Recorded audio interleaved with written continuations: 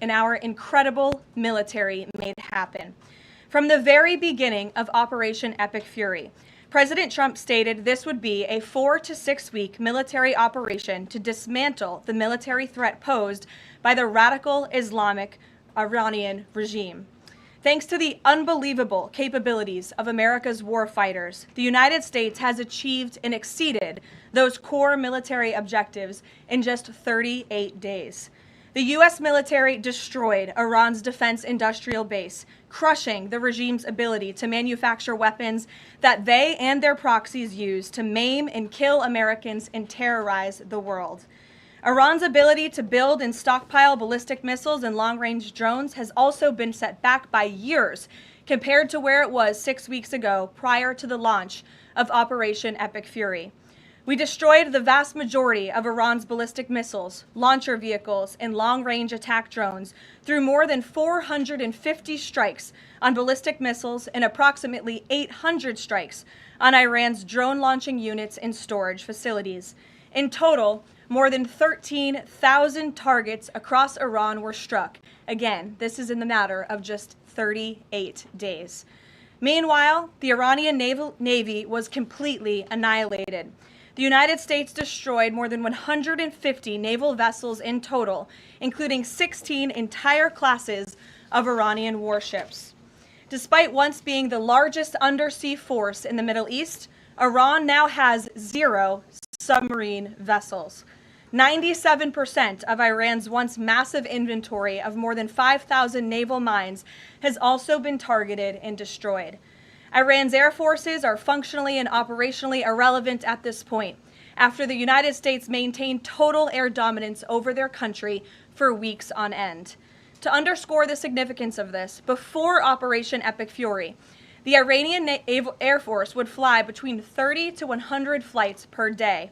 Today, that number is 0. Iran's ability to fund and support its terrorist proxies has been greatly reduced. At this point, Iran can no longer distribute weapons to its proxies in the region. And most importantly, Iran will not be able to acquire nuclear weapons. Prior to the start of this successful operation, Iran was aggressively expanding its short-range ballistic missile arsenal. Through these weapons and its navy, Iran was attempting to build a military buildup around their country that would pose an imminent and existential threat to the United States military assets in the Middle East, our allies in the region, and ultimately the free world. Iran was pursuing this dangerous and aggressive strategy for one reason: to hold the entire world hostage to its terrorist ambitions. The Iranians aim to use their expanded military capabilities as a shield around their country to continue achieving their ultimate goal internally, building nuclear bombs.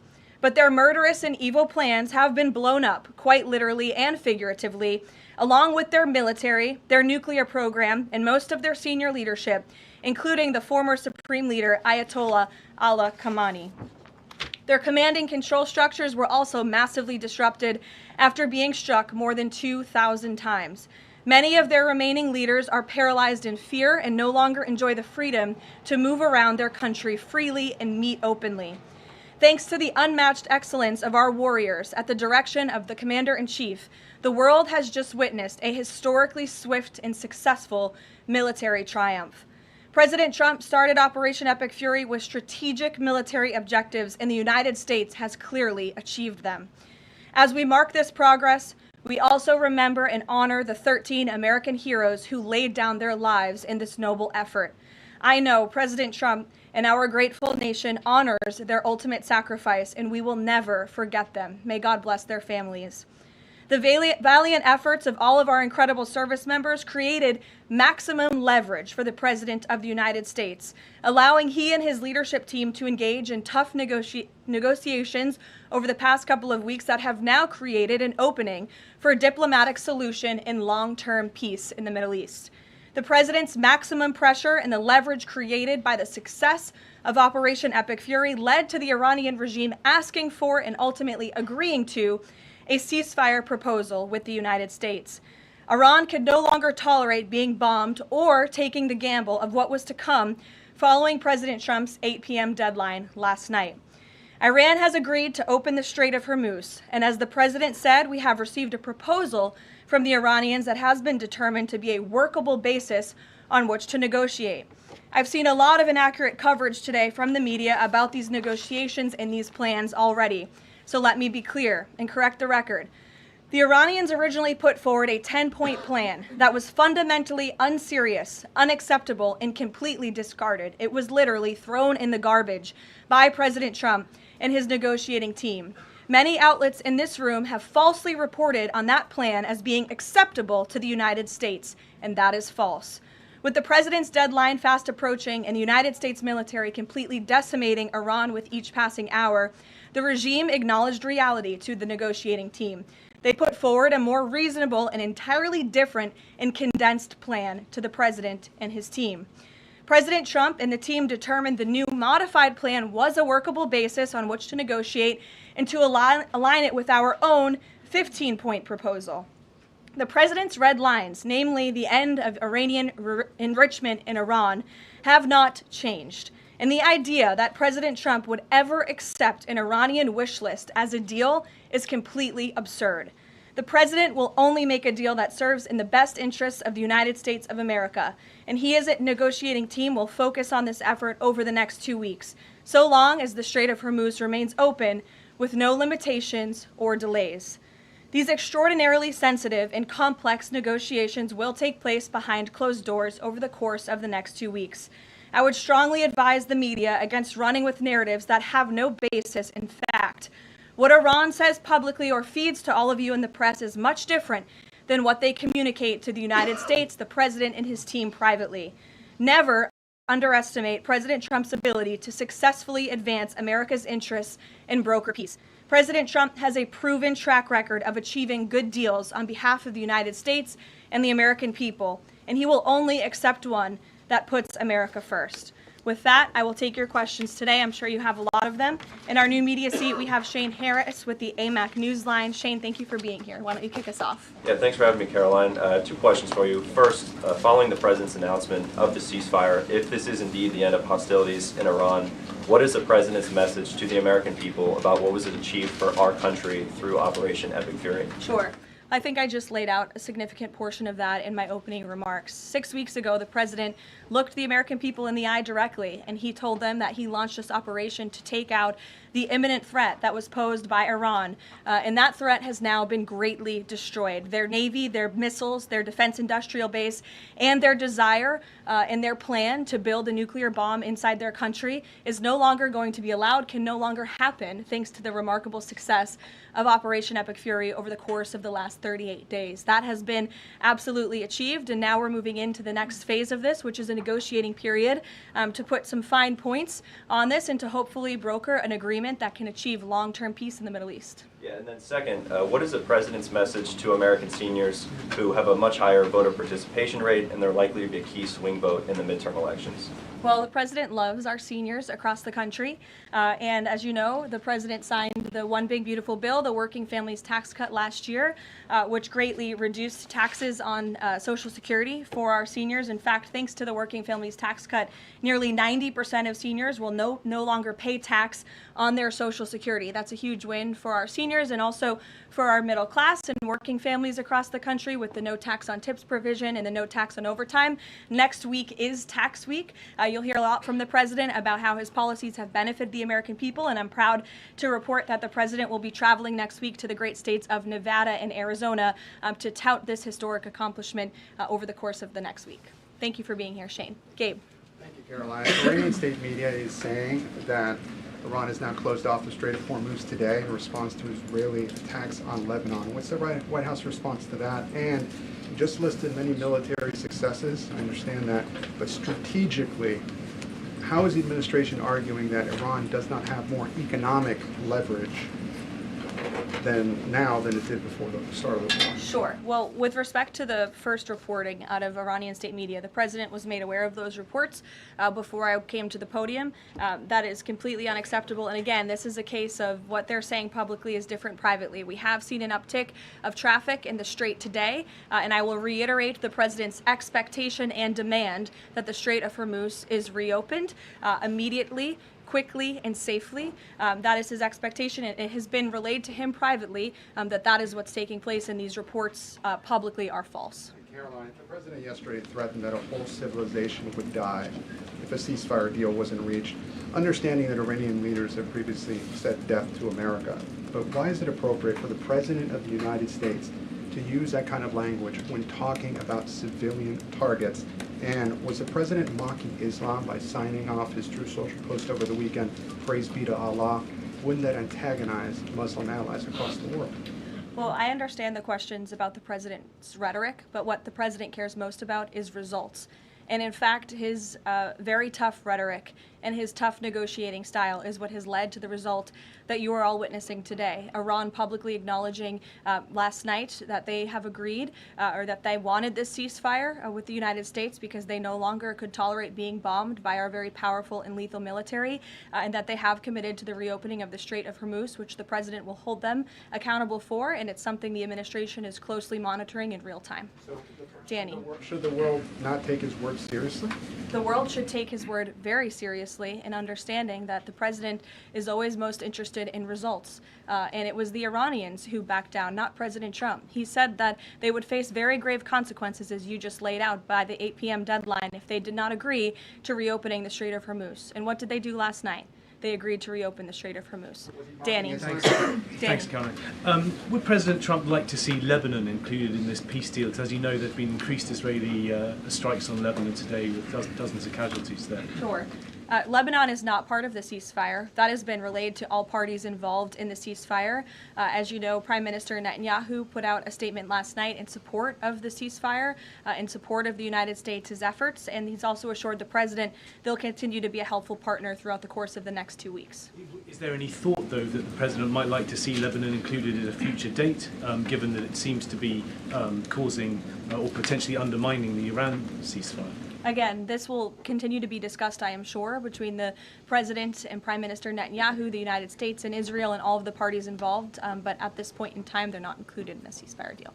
Jeff. Thank you. Caroline, will the U.S. take part in talks with Iran in Islamabad on Friday?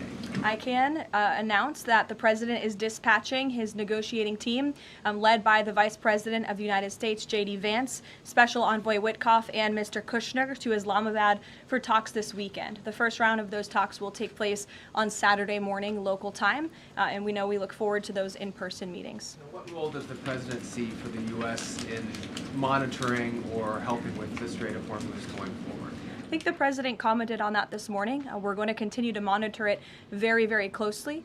We will be helpful in any way that we can, but we fully expect Iran to do this, and the President has made that quite clear as well. It's, again, as his statement said last night, the ceasefire is subject to the safe reopening of the Strait of Hormuz. Again, this was just determined last night. We understand things take time, but that's the President's expectation, and he will hold everyone to it.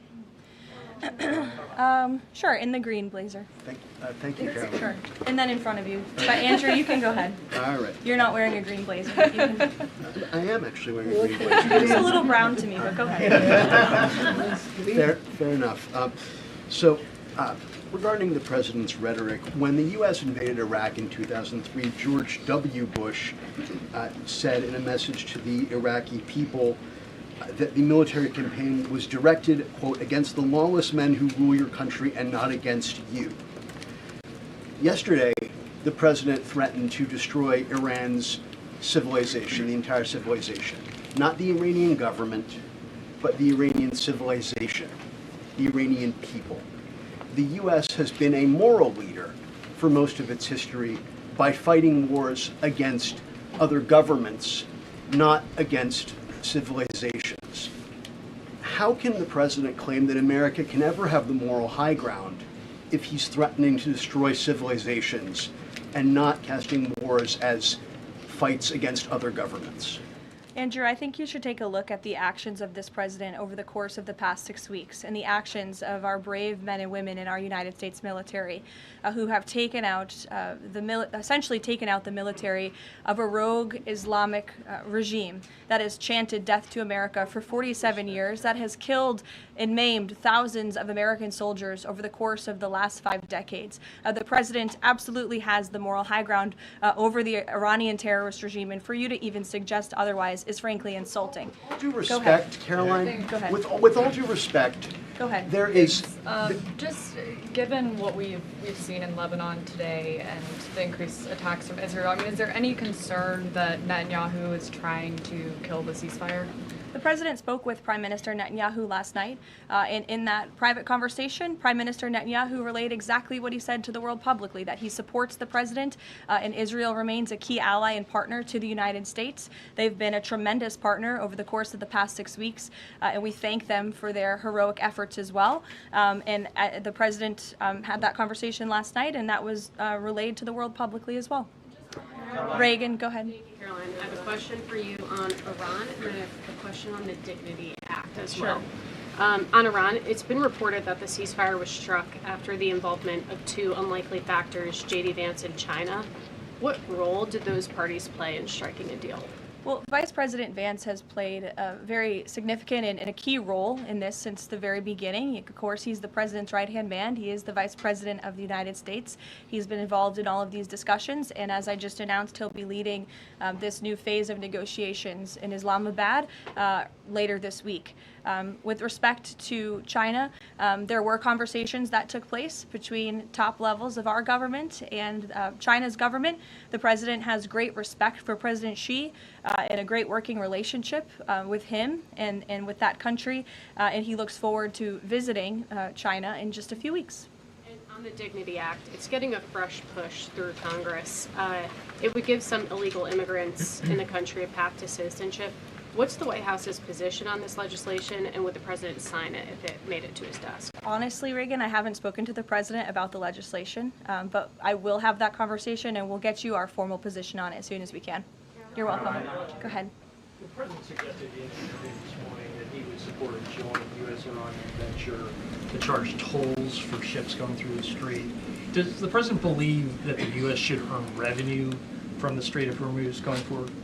It's an idea the president has floated, as you know, and it's something that will continue to be discussed over the course of the next 2 weeks. But the immediate priority of the president is the reopening of the strait without any limitations, whether in the form of tolls or otherwise. And on the highly enriched uranium, has Iran given the administration any indication that it would simply turn over the enriched uranium, or is this an expectation that the president has that he would have to send in ground troops in order to do that? This is on the top of the priority list for the president and his negotiating team as they head into this next round of discussions. And as I said in my opener, that is a red line that the president is not going to back away from, and he's committed to ensuring that takes place. We hope it will be through diplomacy. Have they given any indication that they would turn it over? They have. They have. Yes. Trevor. The latest news out of Iran is that the air defenses have been activated in several cities, including Isfahan, and that explosions have been heard in Isfahan. Who is bombing Iran right now? Were those reports just as of a few minutes ago? Yeah. Okay, so obviously I'll have to go back and check with the national security team. I'm standing out here with all of you, but I will do that and we will get you an answer, okay? And just on the civilization question that we've been talking about. And I would just add to that point, again, I haven't seen these reports. I'm not verifying them. Not that I don't trust you, Trevor, but I want to go back and check with the experts here at the White House. I would just say, and I would echo what the Vice President said this morning, this is a fragile truce. Ceasefires are fragile by nature. We've seen this with respect to the 12-day war with Iran and Israel last year. It takes time sometimes for these ceasefires to be fully effectuated. And one of the results of Operation Epic Fury was we completely dismantled Iran's command and control center, which makes it difficult for them to pass messages up and down the chain. And so we understand that. I would caution a little bit of patience, but of course we want to see the ceasefire effectuated and abided by all parties as quickly as possible. Thank you. And the American presidential administrations, going back to Ronald Reagan, have said this formulation about nuclear war, that a nuclear war cannot be won and must never be fought. Is that still the view of this administration, given the president's comments about civilization? I have no change in our view on that policy. Katie. Thanks, Caroline. I'm just, given the gravity of what he said yesterday, what was your understanding of what he meant when he said, this civilization is going to be eliminated? I think it was a very, very strong threat from the President of the United States that led the Iranian regime to cave to their knees and ask for a ceasefire and agree to reopening the Strait of Hormuz. So it was a very strong threat that led to results. And as the Secretary of War stated at the Pentagon this morning, it was not an empty threat by any means. The Pentagon had a target list that they were ready to hit go on at 8 p.m. last night if the Iranian regime had not agreed to open the strait, which they did, and I think that's something we should all be grateful for. The United States is a moral leader in the world, given that he's... I was asked this exact same question by your colleague Andrew in the back, and I think, again, the insinuation by anyone in this room that Iran somehow has the moral high ground over the United States of America is insulting, considering the atrocities that they have, committed against our people and our military over the past 5 decades.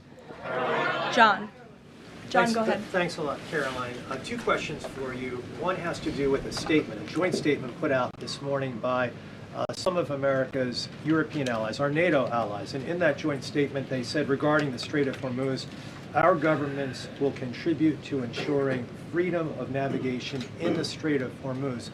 What's the administration's reaction to that joint statement? Does that smooth things over when the president meets with NATO Secretary General a little bit later this afternoon? I have a direct quote from the President of the United States on NATO, and I will share it with all of you. They were tested and they failed. And I would add, it's quite sad that NATO turned their backs on the American people over the course of the last 6 weeks when it's the American people who have been funding their defense. As you know, President Trump will be meeting with Secretary Ruta in a couple of hours here at the White House, and I know he looks forward to having a very frank and candid conversation with him. And then secondly, in regards to this conflict, 38 days, as you pointed out, President Trump has said that there's been regime change. Has that regime change led to more freedoms for the Iranian people? I think that's a question that's being asked a little bit too early, John, and we hope that is the case, but it's something that has yet to be seen. Eamon.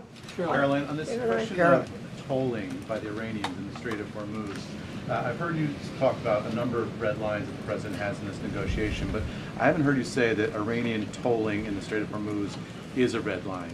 Would it be acceptable to the United States at the end of all this if the Iranians are able to charge tolls in the Strait of Hormuz? I think the president was very clear and simplistic in his language last night in his Truth Social post, where he said that this ceasefire is subject to the free, safe, and immediate reopening of the Strait of Hormuz. That's very plain language, and it should be taken at face value. You mean free to charge? Carrie, go ahead. Without limitation, including tolls, yes. Carrie. A quick follow-up on the tolling. Why would the U.S. allow Iran to collect tolls in the Strait of Hormuz? That's not something that we've opposed for a number of years now. Again, that's not something we've said that we've definitively accepted. The joint venture is something that was proposed by the president, but he was very clear in his statement last night. He wants to see the strait reopened immediately without limitation, and that's something we're going to hold them to. Yes, and the second question on family and friends in Iran. I myself am Iranian, and I've been talking to them through the blackout. One of my family members yesterday said goodbye to me. So what message should we be sending Iranians when they message me saying what should they be doing right now? How should they stay safe? Because they really don't know what to do. I think the president's main priority, and my main priority as his spokeswoman, is to make sure that clear messages are sent to the American people, of course, which is my job today. With respect to the Iranian people, the president, has taken out the imminent threat that was posed by their military to the United States, to our allies in the region, to our forces in the region, and of course, as the president has long said, he hopes that Iran will be a country of peace, of prosperity, and we're moving into this next round of negotiations to hopefully come to an agreement with this new regime that will create long-term stability in the Middle East. He has said that they should stay inside of their homes and also take back their country. So there's a contradiction there. So how do you address that? Again, we're moving into this next round of negotiations with the remnants of the regime and those that we are speaking with now to hopefully reach a place of peace long-term for the region, and that includes the Iranian people as well. In the blue, go ahead. Thank you, Caroline. The White House posted the statement from the Iranian government that passage in the strait will be coordinated with Iran's armed forces. As of today, who controls the Strait of Hormuz? Again, these statements were put out 12 hours ago. We expect that the strait will be opened immediately. As I've said earlier, we have seen an uptick in traffic in the strait, and it's something that we are monitoring minute by minute, hour by hour as the days go on. Who controls the strait right now? Two questions. One on the deportations of Iranian officials, and then on the negotiations. Are there still security concerns about Vice President Vance being part of these peace talks, Steve Witkoff, Jared Kushner? And then two, given the ongoing deportation of General Soleimani's niece, does the Trump administration plan to deport more relatives or people in the families of Iranian officials that are in the U.S.? Certainly, anyone who is here fraudulently. I understand one of the individuals who their visa was revoked by Secretary Rubio and they were deported by ICE. They had a fraudulent asylum claim. That's against the laws of the United States.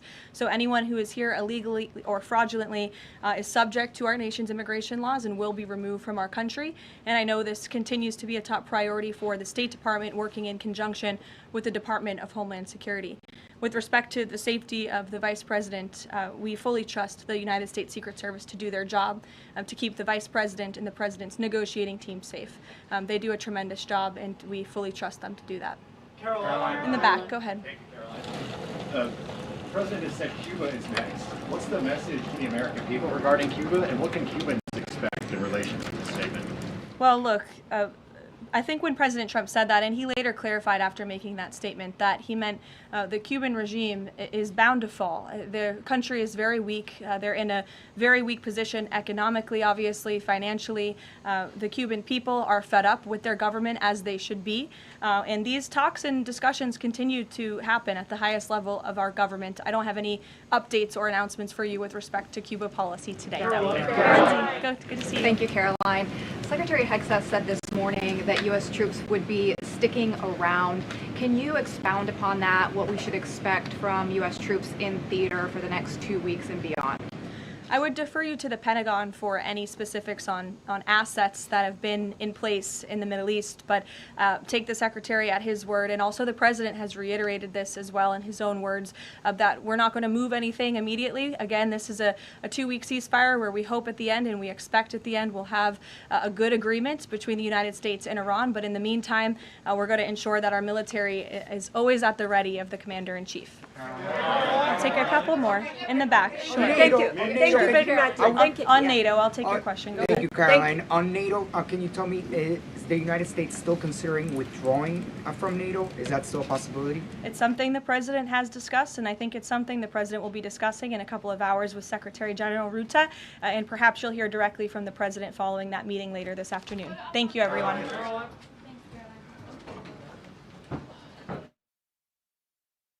Hodi Tanzania, hodi Arusha. Alikuwa anachanjwa usiku. Yeye anachanjwa. Lakini baada ya kufika mlima Maombi, hiyo issue ikaisha.